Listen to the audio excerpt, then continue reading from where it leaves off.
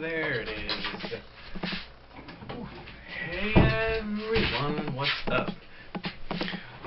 Okay, well, just in case you ask, this is just a blanket I like to wrap around myself when it gets cold.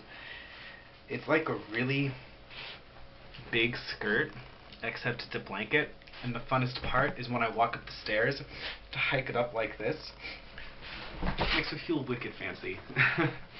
Anyway, I wanted to talk about hair texture because, I watch a lot of hair videos, and I noticed that it's something that people talk about a lot because it's so confusing, but it's so interesting, and everyone really kind of wants to understand their hair, at least in the hair community that I found here on YouTube, and it's just a really hard thing to do.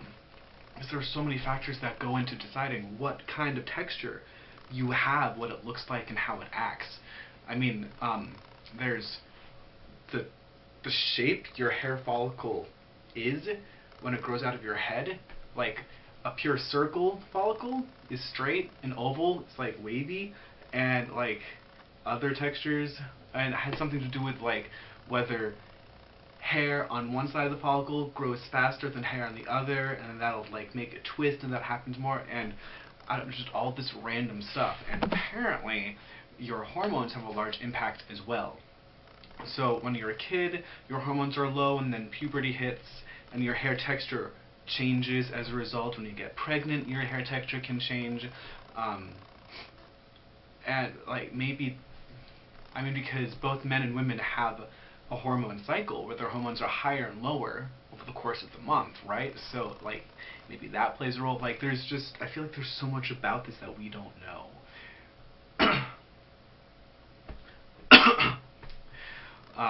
And with the hormones, that's just even with new growth. It has nothing to do with the hair you already have. So when it comes to hair you already have, even that can be really transient. Because, for example, after I get out of the shower, if I take a wide tooth comb to my hair, it'll come out looking straight with some body wave. So it's like closer to what people think of as 2A, 2B-ish. But if I shake it out like crazy, and then like that, and then like at the ends, and then just today I even just cupped it going up to the scalp like that from all sorts of different angles, and I got this, which is like a lot closer to 2C. I have a lot of these waves going up, so that kind of covered the whole spectrum there, right? And that's just over the course of 2 days. And it just makes me wonder, is curly hair that transient too? Can you go from like 3A to like closer to a 3B by just changing what you do to it after you wash it? Like, if you know and you have curly hair rather than wavy hair, let me know. Yeah, it's just, hair texture is really interesting.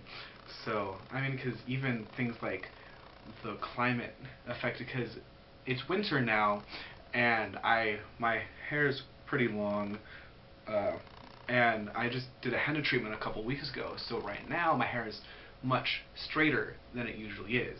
Like, if I were to cut it down to my chin, in the summertime, and then do the same thing, I would be much closer to like a solid 2C. Like, I would have a lot more fluff and bounce from the roots. Like when it was shorter, my hair bounced when it was shorter. Now it kind of it sways. It sways, which is like a solid wavy hair thing. Like, apparently real curly hair just bounces. It doesn't swirl, or what's that word? Sway. Right, yeah. So, does your hair sway? Is it curly? Does it sway? Not, yeah, I don't know. Like, I want to know. Tell me all the things about your hair. And I'll talk to you later.